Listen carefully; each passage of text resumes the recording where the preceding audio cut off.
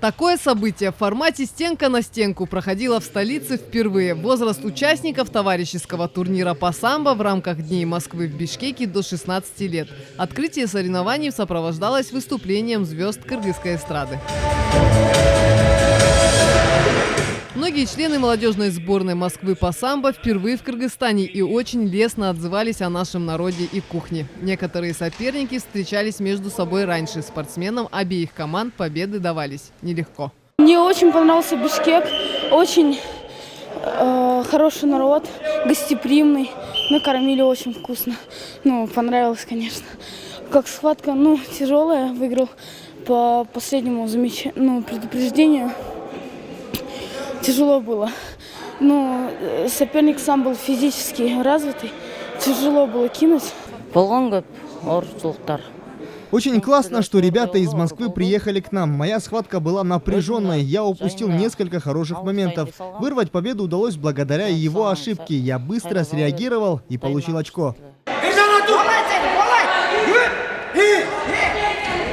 Дни Москвы представляют собой комплексное социально-экономическое событие, включающее в себя проведение деловых мероприятий по налаживанию и развитию взаимоотношений с партнерами по обмену опытом в разных сферах между деловыми кругами двух городов, презентацию успешных проектов, реализованных в Москве и Бишкеке, и их эффективное внедрение и использование проведения ряда культурных и спортивных событий. Как вы сами знаете, Россия наш стратегический партнер, и ради дружбы двух городов, города Москвы и Бишкека, мы организуем сегодняшний наш дружеский турнир. Этот турнир, как вы сами знаете, носит чисто дружеский характер, и несмотря на чемпионов и проигравших, будут награждены все 9 весовых категорий. Приехали мы сюда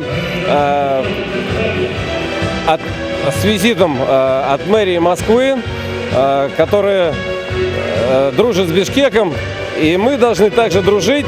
И очень приятно, что самбо выбрали, потому что самбо было рождено в той самой стране, когда мы были еще единым государством. И как с помощью самбо еще не подружиться? Конечно, надо дружить с помощью самбо.